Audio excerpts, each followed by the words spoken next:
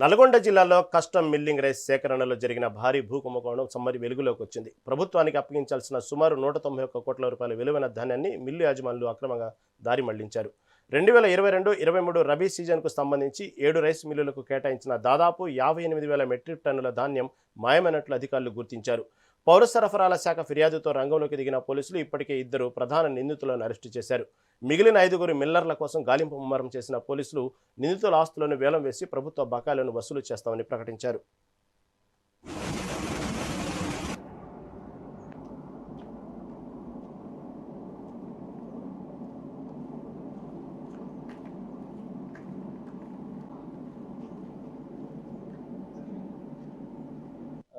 నల్గొండ జిల్లాలో గత 2-3 డేస్ నుంచి కూడా సివిల్ సప్లైస్ డిపార్ట్మెంట్ నుంచి వచ్చిన పెటిషన్స్ మీద మనము ఎఫ్ఐఆర్స్ కట్టడం జరిగింది. మొత్తం కలిపి 7 ఎఫ్ఐఆర్లు మనము రిజిస్టర్ చేసాము. దీంట్లో మొత్తం గవర్నమెంట్ ప్యాడీ వర్త్ 191 crores వరకు గవర్నమెంట్ ప్యాడీ ప్రొక్యూర్ చేసుకొని మళ్ళీ గవర్నమెంట్కి డబ్బులు కట్టకుండా రైస్ మిల్ చీటింగ్కి మిస్అప్రాప్రియేషన్ ఆఫ్ ప్రాపర్టీకి పాల్పడాలని చెప్పేసి మనం ఎఫ్ఐఆర్స్ కట్టడం జరిగింది.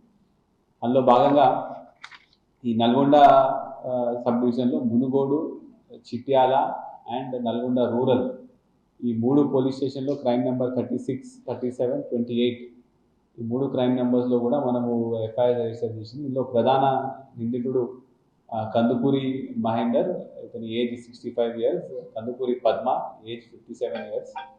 వీళ్ళకి ఇద్దరికి కలిపి 3 rice mills, Sumanjali parboiled private limited, Manohar agro foods private limited and